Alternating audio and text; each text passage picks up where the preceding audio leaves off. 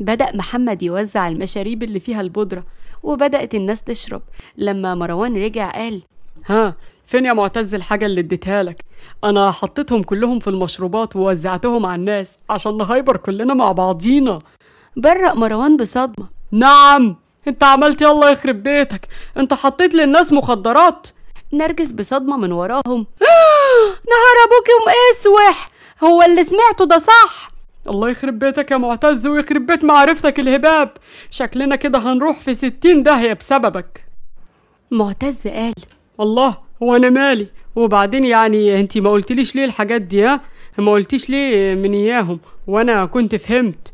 مروان قال بغيظ: هي الحاجات دي محتاجة فهم يا اغبى خلق الله.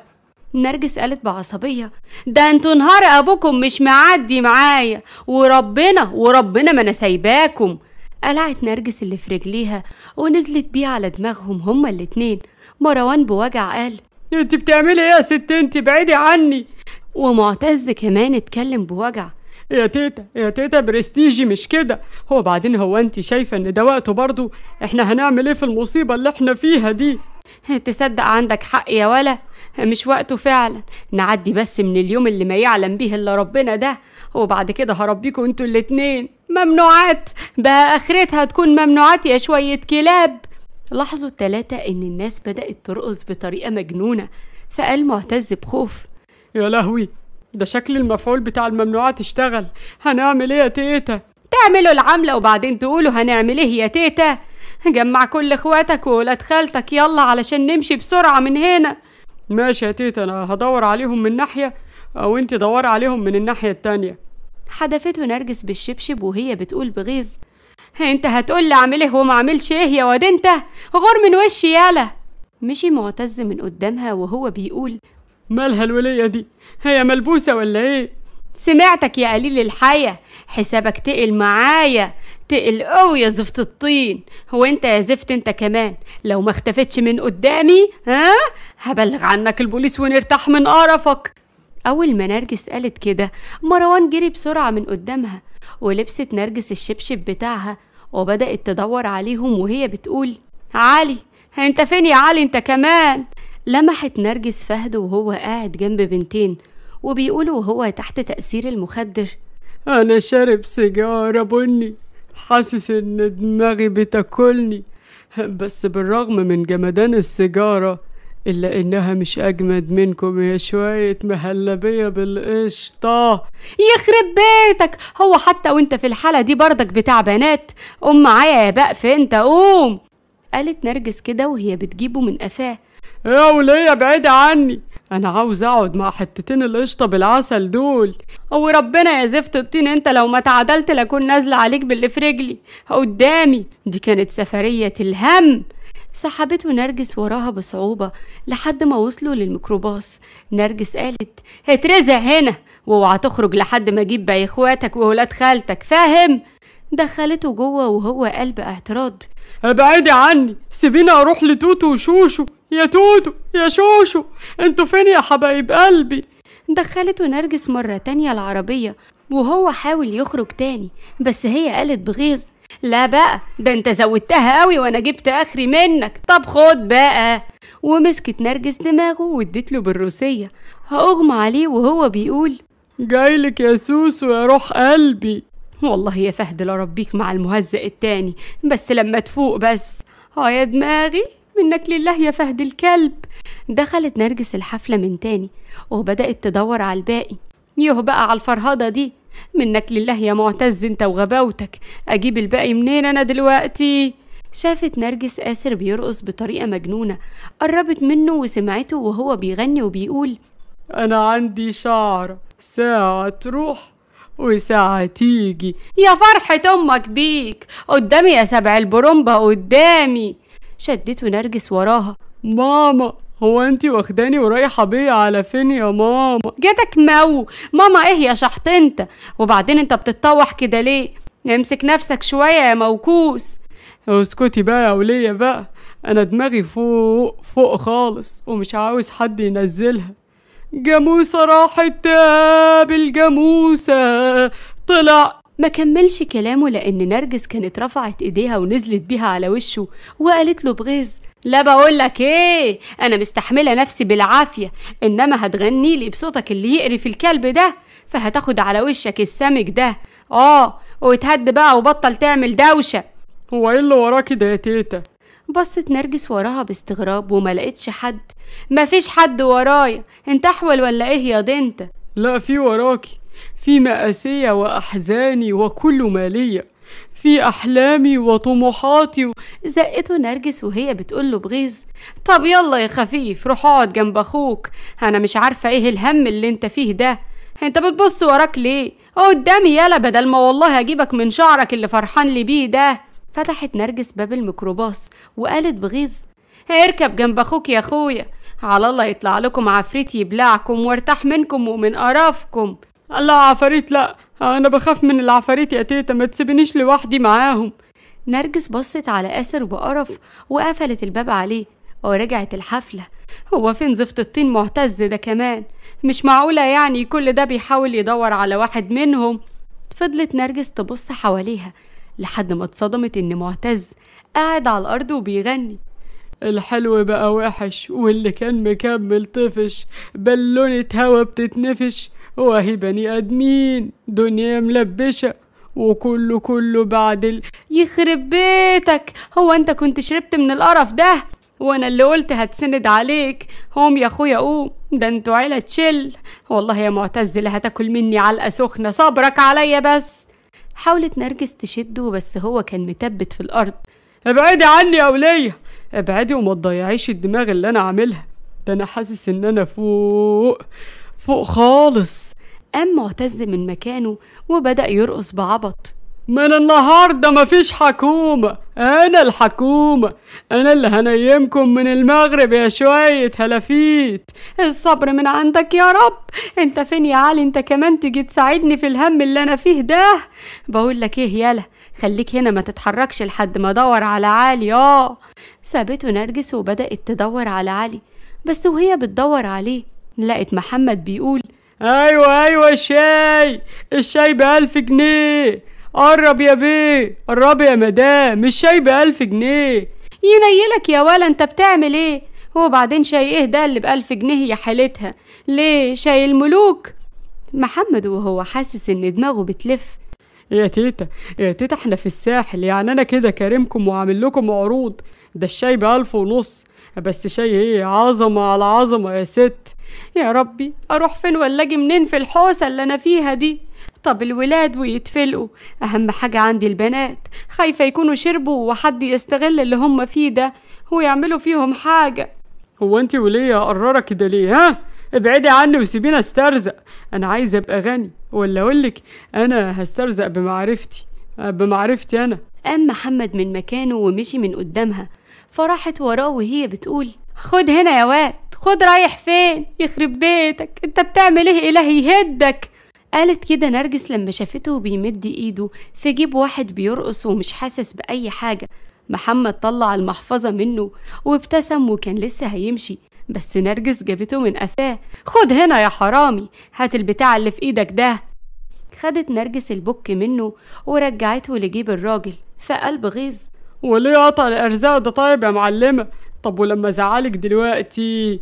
مسكته نرجس من هدومه: تزعل مين ياض يا قليل الرباية انت؟ ها قدامي يا زفت الطين انت. بدل ما كملتش نرجس كلامها وبرقت بصدمة لما لقت علي بيرقص مع واحدة كبيرة في السن بس شيك وحلوة قوي.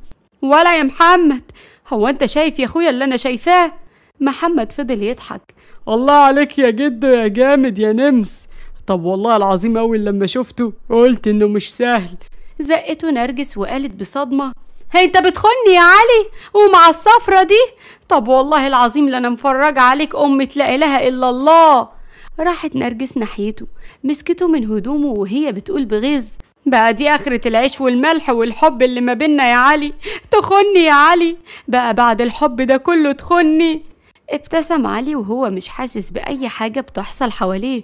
نرجستي حبيبتي، أنا بحبك قوي، ما تجيبي حضني يا قلبي. ينيلك يا راجل، هو حتى انت كمان شربت من القرف ده؟ هلاقيها منين ولا منين يا ربي؟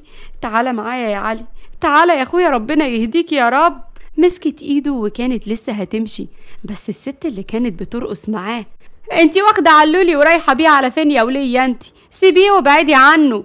نهار ابوك يسوح، انتي بتقولي له يا علولي؟ انا بس يا وليه اللي اقول له يا علولي، انتي فاهمه ولا لا؟ هو الساعه كده بدل ما اجيبك من شعرك اللي انتي صبغاه لنا ده. زقتها نرجس جامد لدرجه ان الست وقعت على الارض. انتي عارفه يا حيزبونه يا صفرة، انتي لو لقيتك قريبه من جوزي مره تانية انا هعمل فيكي ايه؟ مرجانة بصدمه قالت: ايه جوزك؟ يا حبيبتي، جوزي وقرة عيني كمان. انا المرة دي حذرتك، انما المرة الجاية ما تلوميش الا نفسك. شدت نرجس علي وراها، ومرجانة كانت بصة على علي وما نزلتش عينيها من عليه. منك لله يا معتز انت وصاحبك الصايع اللي اسمه مروان ده، اشوف فيكم يوم انتوا الاتنين. قابلت نرجس في طريقها ليلى: اخيرا لقيت واحده فيكم، انتي حالتك زيهم صح؟ تيتا، هو ايه اللي بيحصل؟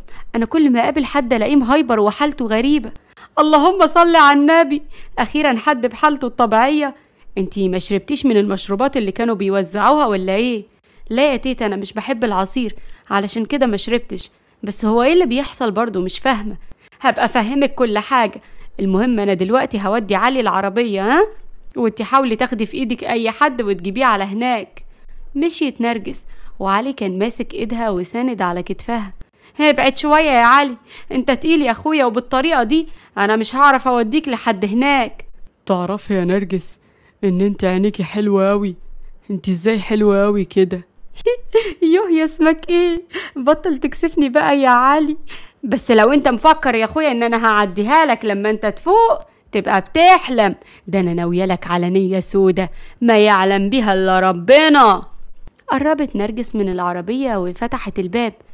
يلا يا علولتي، ادخل جوه عشان اجيب باقي المصايب. اخلص يلا. مش هدخل غير لما تقولي انك بتحبيني. لا بقولك ايه، ده مش وقت محن وتلزيق بالله عليك، انا فيا اللي مكفيني. كشر علي وقعد على الارض. طب ايه رايك بقى اني مش هسمع الكلام عشان انتي وحشه؟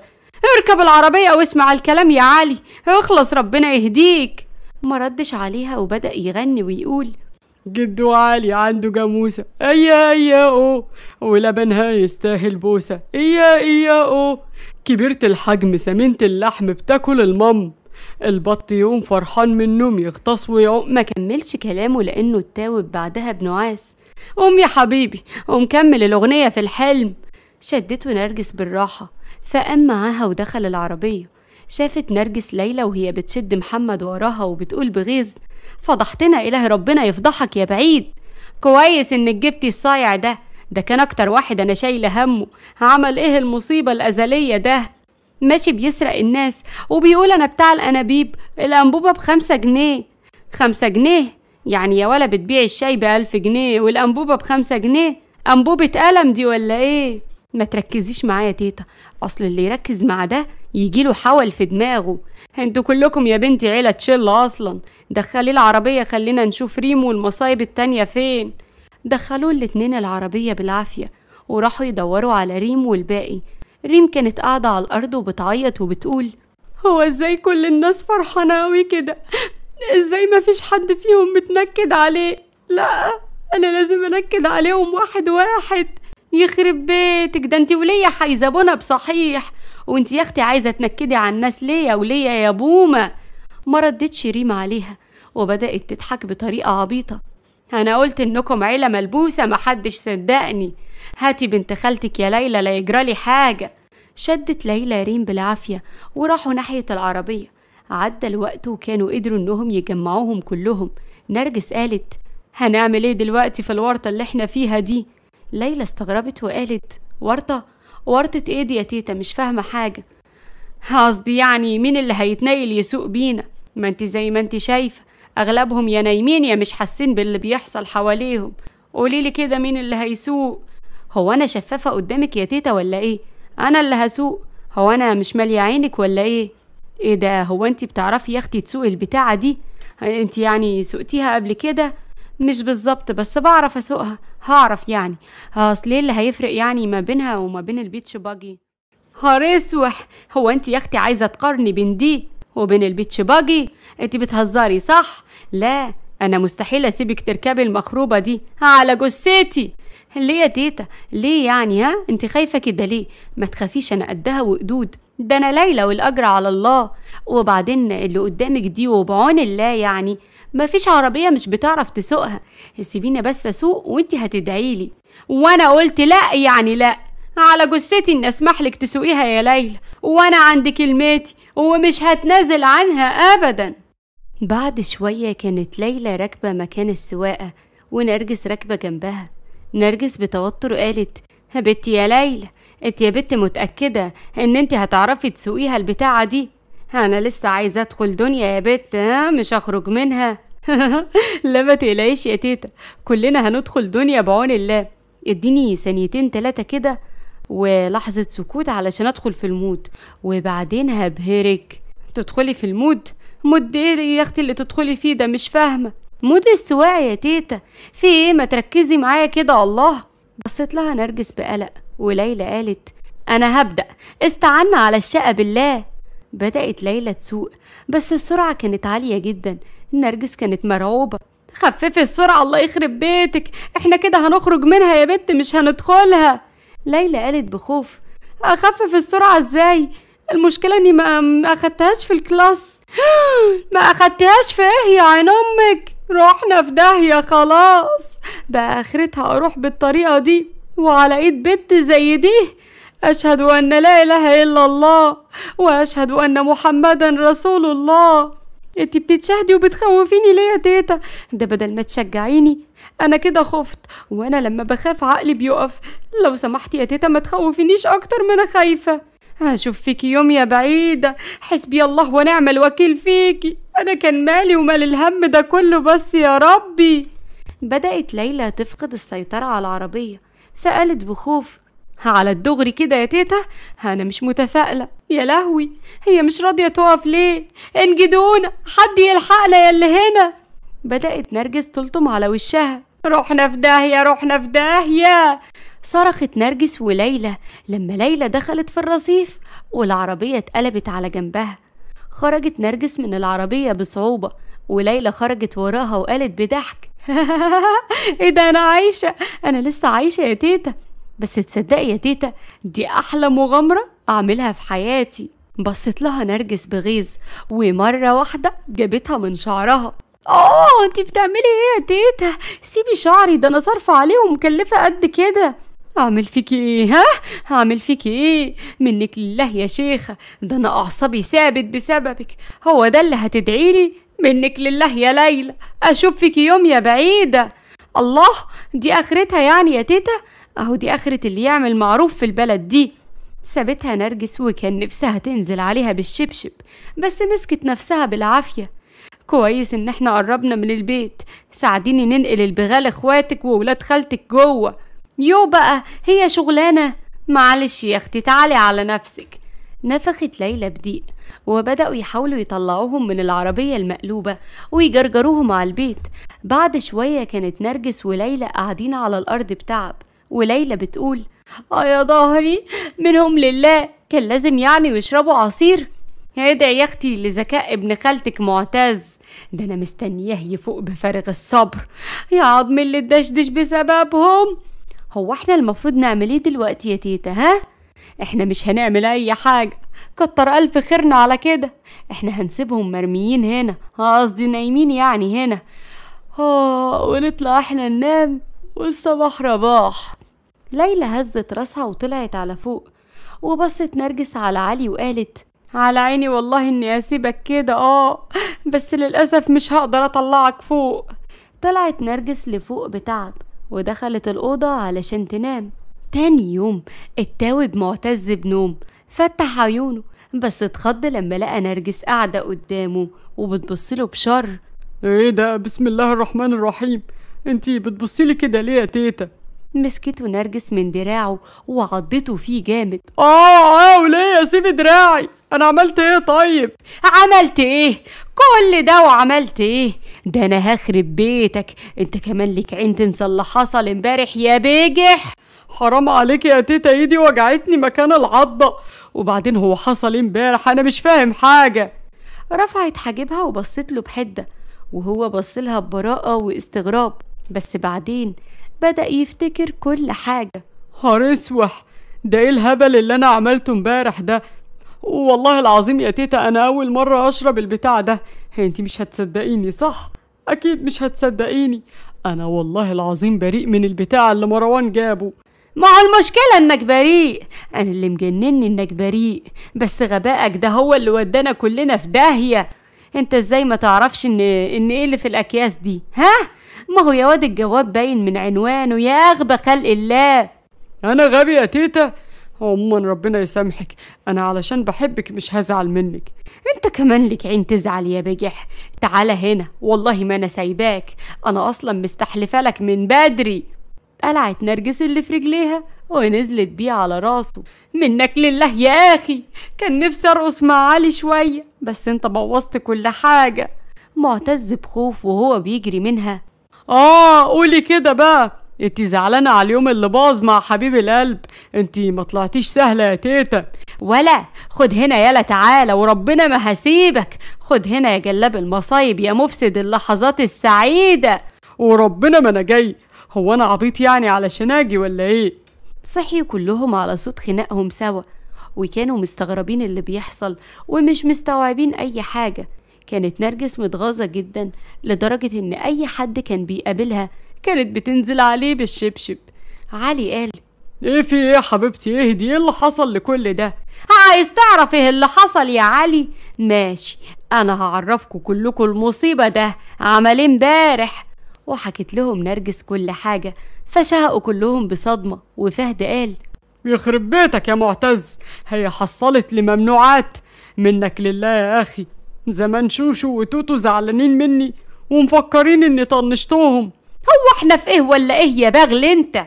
بقول لك ايه يا فهد، انت تسكت خالص يا اما وربنا اطربق البيت ده على دماغك، انت فاهم؟ سكت فهد بغيظ. ومحمد قال: حلاوة يا ولاد، الوانا اللي مستغرب اني قايم مصدع، اتاريني كنت مكبر الجي ومروق الدين.